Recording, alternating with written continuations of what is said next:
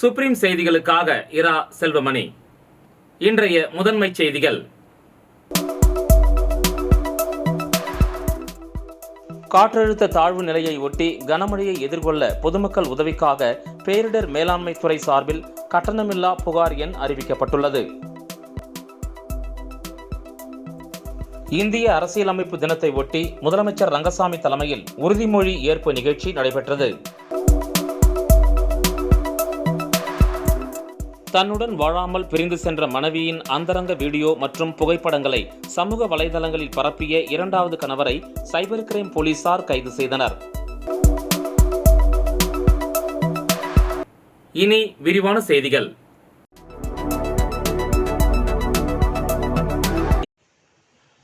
காற்றழுத்த தாழ்வு நிலையை ஒட்டி கனமழையை எதிர்கொள்ள பொதுமக்கள் உதவிக்காக பேரிடர் மேலாண்மை துறை சார்பில் கட்டணமில்லா புகார் எண் அறிவிக்கப்பட்டுள்ளது.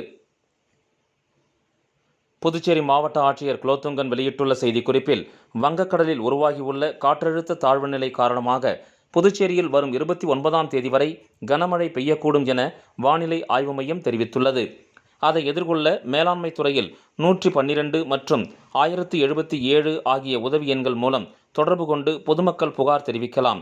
குறுந்தகவல் புகார்களை மட்டும் வாட்ஸ்அப் எண், அதாவது 9488981070 எண்ணை பயன்படுத்திக் கொள்ளலாம் என அச்செய்தி குறிப்பில் குறிப்பிடப்பட்டுள்ளது.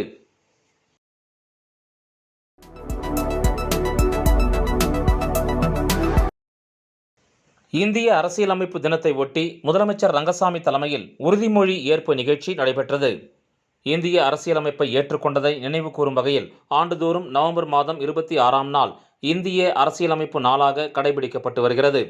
இந்திய அரசியலமைப்பு நாளை ஒட்டி இன்று புதுச்சேரி சட்டப்பேரவையில் முதலமைச்சர் அலுவலகத்தில் முதலமைச்சர் ரங்கசாமி முன்னிலையில் சட்ட அமைச்சர் லட்சுமி நாராயணன் இந்திய அரசியலமைப்பு முகவுரையை வாசிக்க அமைச்சர் திருமுருகன், சட்ட செயலர் டாக்டர் சத்தியமூர்த்தி மற்றும் வழக்கறிஞர்கள், சட்ட மாணவ மாணவியர்கள் ஏற்றுக்கொண்டனர். அனைவரிடமும் தனி மனிதனின் மாண்பு, நாட்டு மக்களின் ஒற்றுமை உறுதிப்படுத்தவும், உடன்பிறப்புரிமையை வளர்க்கவும், உள்ளார்ந்த உறுதியுடையவராய் நம்முடைய அரசமைப்பு பேரவையால் நாளாகிய இன்று இங்கித நாள் இந்த அரசமைப்பினை இயற்றி நமக்கு நாமே வழங்கிக் கொள்கிறோம்.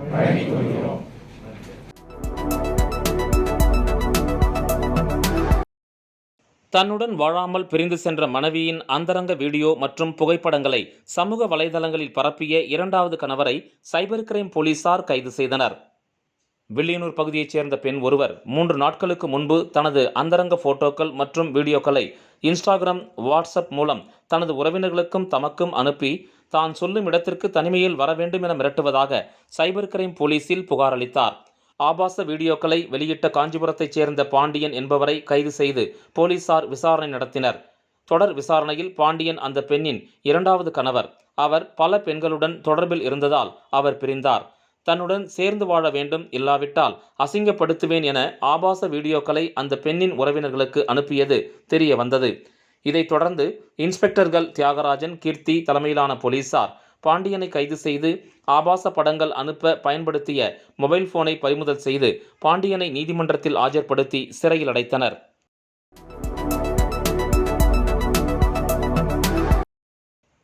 இந்திரா இண்டர்ன் சர்வீஸ் மற்றும் சாரதா கங்காதரன் கல்லூரி நாட்டு நலப்பணி திட்டம் சார்பில் கடமை உணர்வு விழிப்புணர்வு நிகழ்ச்சி நடைபெற்றது. இந்திரா இண்டர்ன் சர்வீஸ் மற்றும் சாரதா கங்காதரன் கல்லூரி நாட்டு நலப்பணி திட்டம் சார்பில் சமையல் எரிவாயு சிலிண்டர் கையாள்வது, பாதுகாப்பு மற்றும் கடமை உணர்வு குறித்த விழிப்புணர்வு நிகழ்ச்சி கல்லூரி வளாகத்தில் நடைபெற்றது.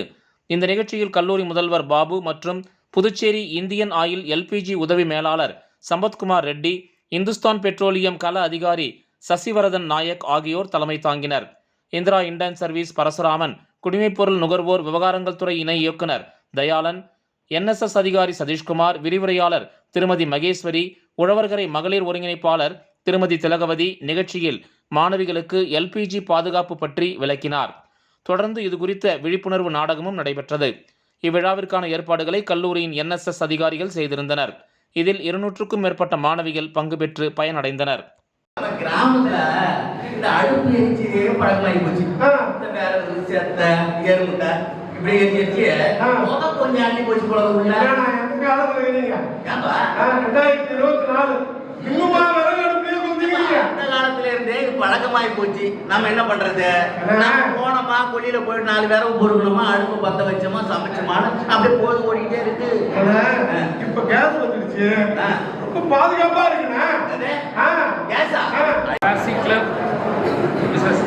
Mageshwari. உதயநிதி ஸ்டாலினின் பிறந்தநாளை முன்னிட்டு காட்டேரிக்குப்பம் கிராமத்தில் கலைஞர் நூலகத்தை மருத்துவ முகாம் மற்றும் நலத்திட்ட உதவிகள் நடத்தி எதிர்க்கட்சித் தலைவர் சிவா துவக்கி வைத்தார்.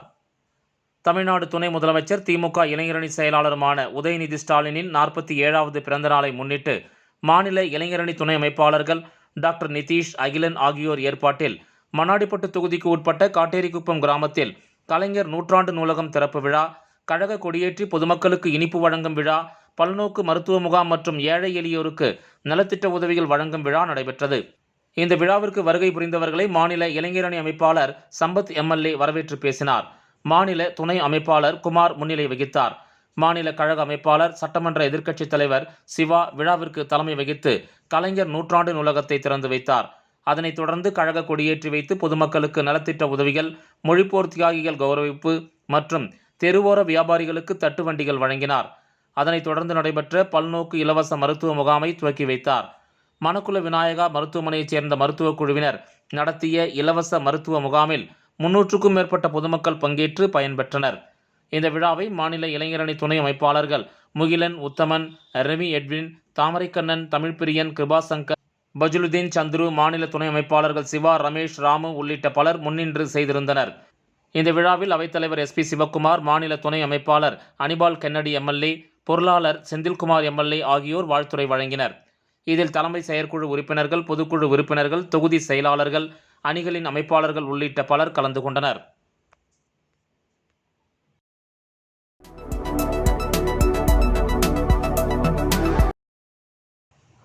ஜிப்மர் ஊழியர், SC/ST மற்றும் சிறுபான்மையினர் ஊழியர்கள் நலச்சங்கம், ஜிப்மர் பணியாளர் நலச்சங்கம் சார்பாக இந்திய அரசியலமைப்பு தினம் நவம்பர் 26 கொண்டாடப்பட்டது. ஜிப்மர் ஊழியர், SC/ST மற்றும் சிறுபான்மையினர் ஊழியர்கள் நலச்சங்கம், ஜிப்மர் பணியாளர் நலச்சங்கம் சார்பாக இந்திய அரசியலமைப்பு தினம் நவம்பர் 26 அதன் தலைவர் வேல்முருகன் தலைமையில் ஜிப்மர் ஊழியர்கள் நலச்சங்க உறுப்பினர்கள் மற்றும் பொறுப்பாளர்கள் மற்றும் SC/ST சிறுபான்மையினர் சங்கத்தின் உறுப்பினர்கள் மற்றும் பொறுப்பாளர்கள் உட்பட பல்வேறு தொழிற்சங்கம் மற்றும் சங்கத்தின் நண்பர்களும் சேர்ந்து இந்திய அரசியலமைப்பை ஏற்றுக்கொண்டு உறுதிமொழி ஏற்றுக்கொண்டனர். மேலும் இந்த நிகழ்ச்சியில் டாக்டர் லெனின் பாபு பங்கு பெற்றார். மேலும் இந்த நிகழ்ச்சியில் கலந்து கொண்ட SC/ST மற்றும் சிறுபான்மையினர் நலச்சங்கத்தின் உறுப்பினர்களுக்கும் பொறுப்பாளர்களுக்கும் மற்றும் ஜிப்மர் ஊழியர் நலச்சங்கத்தின் உறுப்பினர்களுக்கும் பொறுப்பாளர்களுக்கும் அதன் தலைவர் வேல்முருகன் வாழ்த்துக்களை தெரிவித்தார். நிகழ்ச்சி நிறைவாக மதன் நன்றி கூறினார்.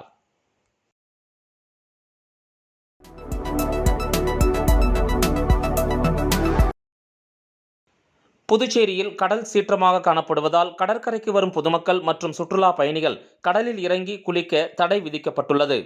வங்கக்கடலில் புதியதாக காற்றழுத்த தாழ்வு பகுதி உருவாகியுள்ள நிலையில் தமிழகம் மற்றும் புதுச்சேரியில் கனமழை பெய்யும் என்று சென்னை வானிலை ஆய்வு மையம் அறிவித்துள்ளது. இதன் காரணமாக புதுச்சேரியில் கடல் சீற்றமுடன் காணப்படுகிறது. மேலும் வழக்கத்திற்கு மாறாக கடல் அலைகள் ஆர்ப்பரித்து வருவதால் கடற்கரைக்கு வரும் சுற்றுலா பயணிகள் மற்றும் பொதுமக்கள் கடலில் இறங்கவோ அல்லது குளிக்கவோ தடை விதிக்கப்பட்டுள்ளது. கடற்கரைக்கு வரும் பொதுமக்கள் அங்கிருந்து திருப்பி அனுப்பப்பட்டு வருகின்றனர். மேலும் கடற்கரையில் போலீசார் பாதுகாப்பு பணியிலும் ஈடுபடுத்தப்பட்டு வருகின்றனர். தொடர்ந்து கடல் அலைகள் சீற்றமுடன் காணப்படுவதாலும் கடற்கரைக்கு வரும் பொதுமக்கள் திருப்பி அனுப்பப்படுவதால் கடற்கரை ஆட்கள் நடமாட்டமின்றி வெறிச்சோடி காணப்படுகிறது. மேலும் பழைய துறைமுக வளாகத்தில் 1ஆம் எண் புயல் எச்சரிக்கை கூண்டு ஏற்றப்பட்டுள்ளது. கடல் சீற்றமுடன் காணப்படுவதால் மீனவர்கள் கடலுக்கு செல்ல வேண்டாம் என்று வானிலை ஆய்வு மையம் அறிவித்துள்ள நிலை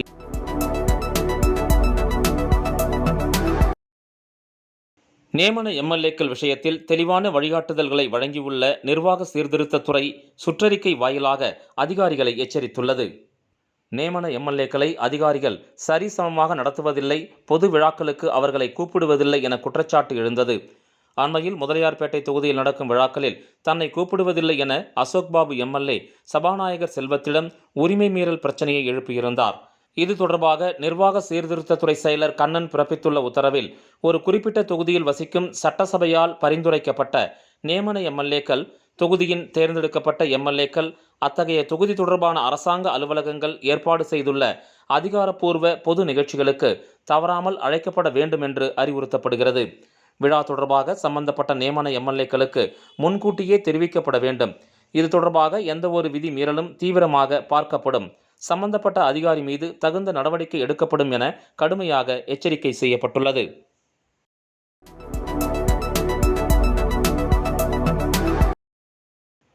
தமிழக முதலமைச்சர் ஸ்டாலினை கண்டித்து அவரது உருவப்படத்தை கிழித்து தீயிட்டு கொளுத்தி புதுச்சேரி பாமகவினர் மறியலில் ஈடுபட்டதால் பரபரப்பு ஏற்பட்டது.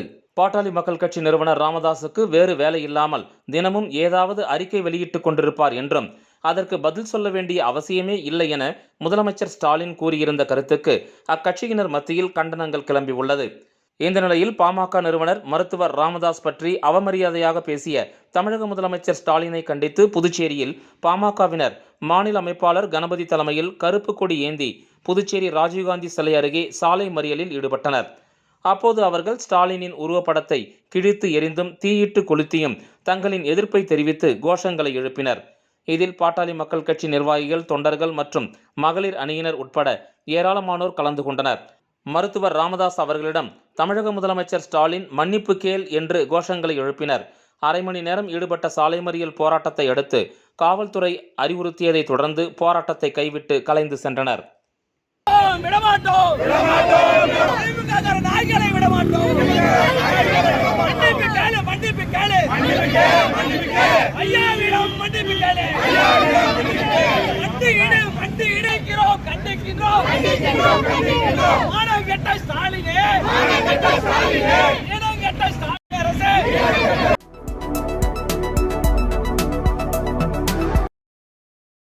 வங்கக்கடலில் ஏற்பட்டுள்ள குறைந்த காற்றழுத்த தாழ்வு மண்டலம் காரணமாக புதுச்சேரியில் மிதமான மழை பெய்து வருகிறது. மீன்வளத்துறை எச்சரிக்கையை அடுத்து தேங்காய்திட்டு துறைமுகப் பகுதியில் 200க்கும் மேற்பட்ட விசை படகுகள் நிறுத்தி வைக்கப்பட்டுள்ளன. வங்கக்கடலில் ஏற்பட்டுள்ள குறைந்த காற்றழுத்த தாழ்வு மண்டலம் காரணமாக புதுச்சேரி மற்றும் தமிழகத்தில் கனமழை பெய்யும் என்று வானிலை ஆய்வு மையம் அறிவித்துள்ளது. இந்த நிலையில் கடந்த ஒரு வார காலமாக புதுச்சேரியில் வானம் மேகமூட்டத்துடன் காணப்பட்டு வந்தது. நேற்று இரவு லேசான மழை பெய்து வந்த நிலையில் தற்போது புதுச்சேரியில் மிதமான மழை பெய்து வருகிறது. குறிப்பாக கடற்கரை சாலை, விமான நிலையம், உப்பளம், ராஜ்பவன், முத்தியால்பேட்டை, முதலியார்பேட்டை உள்ளிட்ட நகர பகுதிகளிலும் மிதமான மழை பெய்து வருகிறது. இதேபோன்று கிராமப்புறங்களான பாகூர், திருக்கனூர், வில்லியனூர் உள்ளிட்ட பகுதிகளிலும் மிதமான மழை பெய்து வருகிறது. இருப்பினும் பள்ளி, கல்லூரிகள் புதுச்சேரியில் வழக்கம்போல் இயங்கி வருகிறது. குறைந்த காற்றழுத்த வானிலை காரணமாக மீனவர்கள் யாரும் கடலுக்கு செல்ல வேண்டாம் என்று மீன்வளத்துறை எச்சரித்துள்ளது. இதன் காரணமாக மீனவர்கள் 2வது நாளாக கடலுக்கு செல்லாமல் தங்களின் 200க்கும் மேற்பட்ட விசை படகுகளை தேங்காய்திட்டு துறைமுகத்தில் பாதுகாப்பாக நிறுத்தி வைத்துள்ளனர். மீன்வளத்துறையின் அவசரகால கட்டுப்பாட்டு அறை முழு நேரமும் இயங்கி வருகிறது. மேலும் மாவட்ட நிர்வாகம் சார்பில் பொதுமக்கள் புகார் தெரிவிக்க கட்டணமில்லா இலவச எண் அறிவிக்கப்பட்டுள்ளது.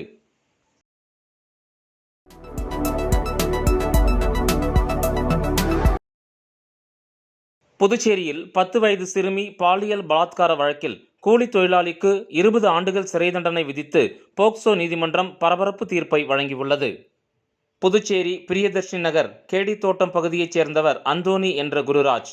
இவர் 3 சக்கர சைக்கிள் ஓட்டும் கூலி தொழிலாளி. கடந்த 2021ஆம் ஆண்டு அதே பகுதியைச் சேர்ந்த 10 வயது சிறுமியை பாலியல் பலாத்காரம் செய்ததாக அந்தோனி மீது ஒதியஞ்சாலை காவல் நிலையத்தில் புகார் அளிக்கப்பட்டது. இதையடுத்து அவர் போக்சோ சட்டத்தில் கைது செய்யப்பட்டு சிறையில் அடைக்கப்பட்டார். அந்தோனி மீதான வழக்கு விசாரணை புதுச்சேரி போக்சோ சிறப்பு நீதிமன்றத்தில் நடைபெற்றது. அரசு தரப்பில் வழக்கறிஞர் பச்சையப்பன் ஆஜரானார். விசாரணை நேற்று முடிந்த நிலையில் குற்றஞ்சாட்டப்பட்ட அந்தோனி என்ற குருராஜுக்கு 20 ஆண்டுகள் சிறை தண்டனையும் 11,000 அபராதமும் விதித்து போக்சோ சிறப்பு நீதிமன்ற நீதிபதி சுமதி பரபரப்பு தீர்ப்பு வழங்கினார். மேலும் பாதிக்கப்பட்ட சிறுமியின் குடும்பத்தினருக்கு 4 லட்சம் ரூபாய் இழப்பீடு வழங்கவும் அரசுக்கு நீதிமன்றம் பரிந்துரைத்துள்ளது. அதையடுத்து தண்டனை விதிக்கப்பட்ட அந்தோனி என்ற குருராஜ் காலாப்பட்டு மத்திய சிறைச்சாலையில் அடைக்கப்பட்டார்.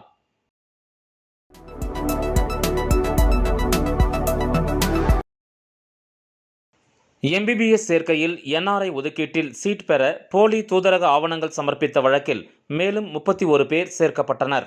புதுச்சேரி மருத்துவக் கல்லூரி சேர்க்கையில் NRI ஒதுக்கீட்டு இடங்களை பெற போலியான தூதரக சான்றிதழ்கள் சமர்ப்பிக்கப்பட்டது கண்டுபிடிக்கப்பட்டது.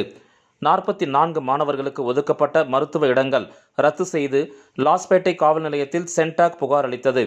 44 மாணவர்கள் மீதும் போலி ஆவணம் தயாரித்தல், அதனை உண்மை என சமர்ப்பித்தல் பிரிவின் கீழ் வழக்கு பதிவு செய்தனர். 2ஆம் கட்டமாக 6 சான்றிதழ் மற்றும் 25 சான்றிதழ் என 31 மாணவர்களும் போலி தூதரக சான்றிதழ் கொடுத்தது தெரியவந்துள்ளது. போலி ஆவணம் சமர்ப்பித்த 31 மாணவர்களின் பட்டியலை லாஸ்பேட்டை காவல் நிலையத்தில் வழங்கப்பட்டுள்ளது. ஏற்கனவே பதிவு செய்யப்பட்ட வழக்கில் 31 மாணவர்களும் சேர்க்கப்பட்டனர். இந்த நிலையில் போலி ஆவணம் சமர்ப்பித்த மாணவர்களுக்கு சம்மன் அளித்து விசாரணைக்கு அழைக்கப்பட்டனர். இந்த விசாரணையில் ஒட்டுமொத்த மாணவர்களுக்கும் ஒரு சில ஏஜென்ட்டுகள் போலி தூதரக சான்றிதழ்கள் கொடுத்திருப்பது தெரிய வந்துள்ளது. ஏஜென்ட்டுகளை பிடிக்க போலீசார் தீவிர நடவடிக்கை மேற்கொண்டு வருகின்றனர்.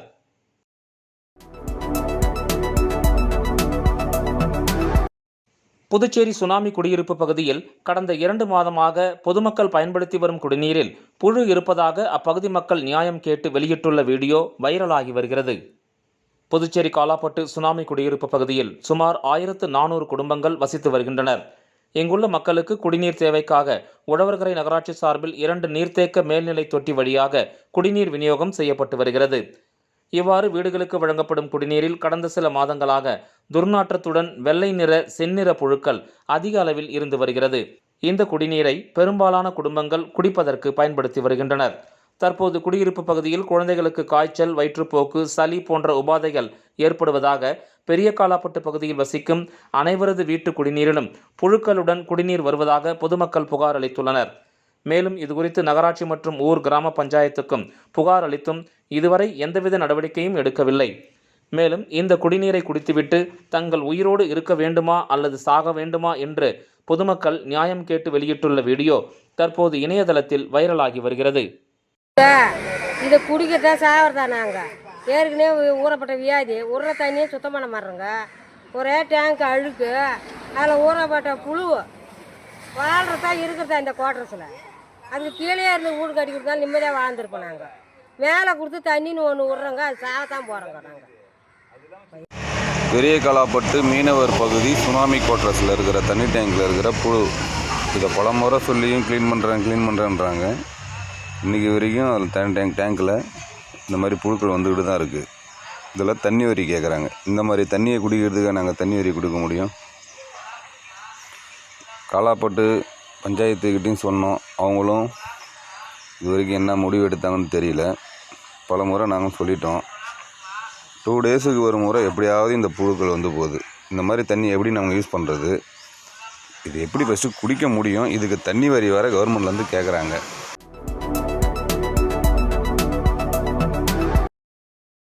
NR காங்கிரஸ் கட்சியில் அனைத்து தொகுதிகளிலும் நிர்வாகிகளை நியமிப்பது தொடர்பான ஆலோசனைக் கூட்டம் அமைச்சர் லட்சுமி நாராயணன் தலைமையில் நடைபெற்றது. புதுச்சேரி கிழக்கு கடற்கரை சாலையில் உள்ள NR காங்கிரஸ் தலைமை அலுவலகத்தில் நிர்வாகிகள் ஆலோசனைக் கூட்டம் இன்று நடைபெற்றது. அமைச்சர் லட்சுமி நாராயணன் தலைமையில் நடைபெற்ற இந்த கூட்டத்தில் மாநில பொதுச் செயலாளர் NS ஜெயபால், சட்டமன்ற உறுப்பினர் KSP ரமேஷ் ஆகியோர் முன்னிலை வகித்தனர். இக்கூட்டத்தில் முன்னாள் சட்டமன்ற உறுப்பினர்கள் உட்பட நிர்வாகிகள் மற்றும் தொண்டர்கள் திரளாக கலந்து கொண்டனர். கூட்டத்தில் மாநிலம் மற்றும் தொகுதி வாரியாக நிர்வாகிகளை நியமிப்பது, இளைஞர் அணி, மகளிர் அணி, வழக்கறிஞர் அணி, விவசாயிகள் அணி உட்பட பல்வேறு அணிகளுக்கு நிர்வாகிகளை நியமிப்பது தொடர்பாக ஆலோசிக்கப்பட்டது. மேலும் எதிர்வரும் 2026ஆம் ஆண்டு சட்டமன்ற தேர்தலில் மீண்டும் ரங்கசாமியை முதலமைச்சராக்க தீவிரமாக பணி செய்வது உட்பட பல்வேறு தீர்மானங்கள் நிறைவேற்றப்பட்டன.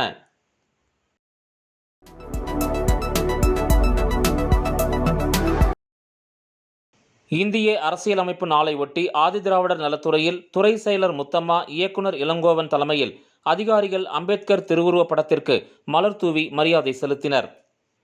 இந்திய அரசியலமைப்பை ஏற்றுக்கொண்டதை நினைவு கூறும் வகையில் ஆண்டுதோறும் நவம்பர் மாதம் 26ஆம் நாள் இந்திய அரசியலமைப்பு நாளாக கடைபிடிக்கப்பட்டு வருகிறது. இந்திய அரசியலமைப்பு நாளை ஒட்டி ஆதிதிராவிடர் மற்றும் பழங்குடியினர் நலத்துறை வளாகத்தில் அலங்கரிக்கப்பட்ட அம்பேத்கர் திருவுருவப் படத்திற்கு துறை செயலர் முத்தம்மா, இயக்குனர் இளங்கோவன் தலைமையில் அதிகாரிகள் மற்றும் ஊழியர்கள் மலர் தூவி மரியாதை செலுத்தினர். இந்த நிகழ்ச்சியில் ஆதிதிராவிடர் நலத்துறை அதிகாரிகள், ஊழியர்கள் உள்ளிட்டோர் கலந்து கொண்டனர்.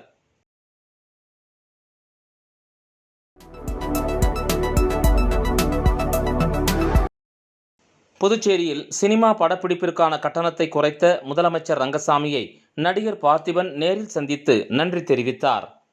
கொரோனா காலத்தின் போது புதுச்சேரியில் சினிமா படப்பிடிப்பு கட்டணங்கள் உயர்த்தப்பட்டன. புதுச்சேரியில் சினிமா படப்பிடிப்பு கட்டணத்தை குறைக்க வேண்டும் என வலியுறுத்தி முதலமைச்சர் ரங்கசாமியை சந்தித்து திரைத்துறையைச் சேர்ந்த பலர் வலியுறுத்தி வந்த நிலையில் புதுச்சேரியில் சினிமா படப்பிடிப்புகளுக்கான கட்டணம் வெகுவாக குறைக்கப்பட்டது. இந்த நிலையில் படப்பிடிப்புக்கான கட்டணத்தை குறைத்த முதலமைச்சர் ரங்கசாமியை நடிகரும் இயக்குனருமான பார்த்திபன் சட்டப்பேரவையில் உள்ள முதலமைச்சர் அலுவலகத்தில் நேரில் சந்தித்து நன்றியை தெரிவித்தார். தொடர்ந்து செய்தியாளர்களிடம் பேசிய அவர், புதுச்சேரியில் படப்பிடிப்பு கட்டணத்தை குறைத்த முதலமைச்சர் ரங்கசாமிக்கு நன்றிகளை தெரிவித்துக் கொள்வதாகவும், இந்த கட்டணம் இன்னமும் குறைக்கப்பட்டால் புதுச்சேரியில் சுற்றுலா மேம்படும், நிறைய படப்பிடிப்புகள் நடைபெறும், உலகில் மிக அழகான கடற்கரை நகரங்களில் புதுச்சேரியும் ஒன்று என அவர் தெரிவித்தார்.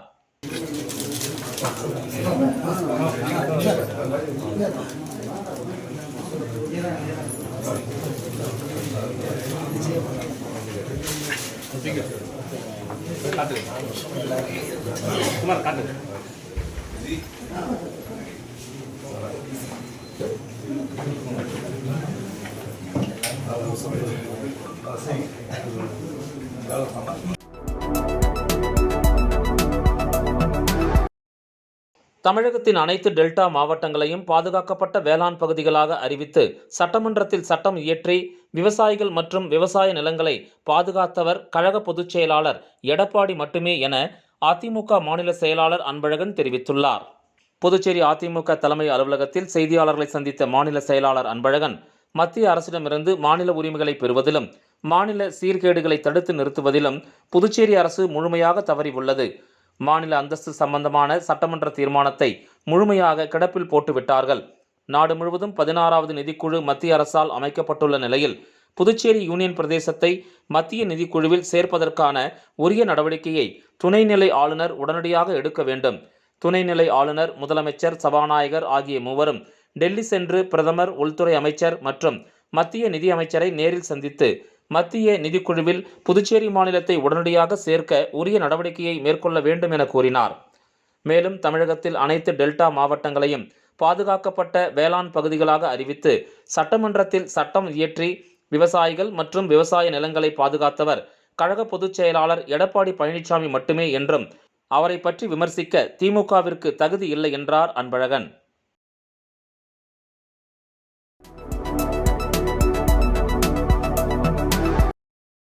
நெல்லித்தோப்பு தொகுதிக்கு உட்பட்ட பெரியார் நகர் ஸ்ரீ கங்கைமுத்து மாரியம்மன் ஆலயத்தில் அமைந்துள்ள அருள்மிகு பிரகதீஸ்வரருக்கு நடைபெற்ற சங்காபிஷேகத்தில் திரளான பக்தர்கள் கலந்து கொண்டு சாமி தரிசனம் செய்தனர். புதுச்சேரி நெல்லித்தோப்பு தொகுதிக்கு உட்பட்ட பெரியார் நகர் ஸ்ரீ கங்கைமுத்து மாரியம்மன் ஆலயத்தில் அமைந்துள்ள அருள்மிகு பிரகதீஸ்வரருக்கு 5ஆம் ஆண்டு அன்னாபிஷேகம், கார்த்திகை சோமவார பூஜை மற்றும் திருக்கார்த்திகை தீபத் திருவிழா நடைபெற்றது. இவ்விழாவை முன்னிட்டு நாள்தோறும் பிரகதீஸ்வரருக்கு சிறப்பு அலங்காரம் செய்யப்பட்டு தீப ஆராதனை காண்பிக்கப்படும். இவ்விழாவில் முக்கிய நிகழ்வான நேற்று சங்காபிஷேகம் நடைபெற்றது.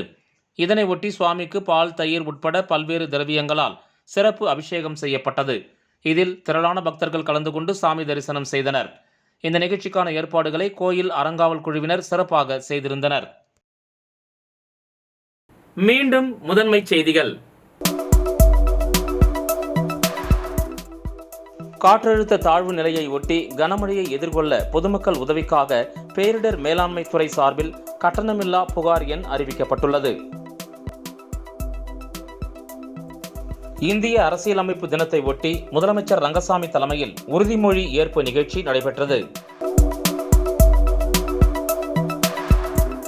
தன்னுடன் வாழாமல் பிரிந்து சென்ற மனைவியின் அந்தரங்க வீடியோ மற்றும் புகைப்படங்களை சமூக வலைதளங்களில் பரப்பிய 2வது கணவரை சைபர் கிரைம் போலீசார் கைது செய்தனர். இந்த செய்தி அறிக்கை இத்துடன் நிறைவு பெறுகிறது. வணக்கம்.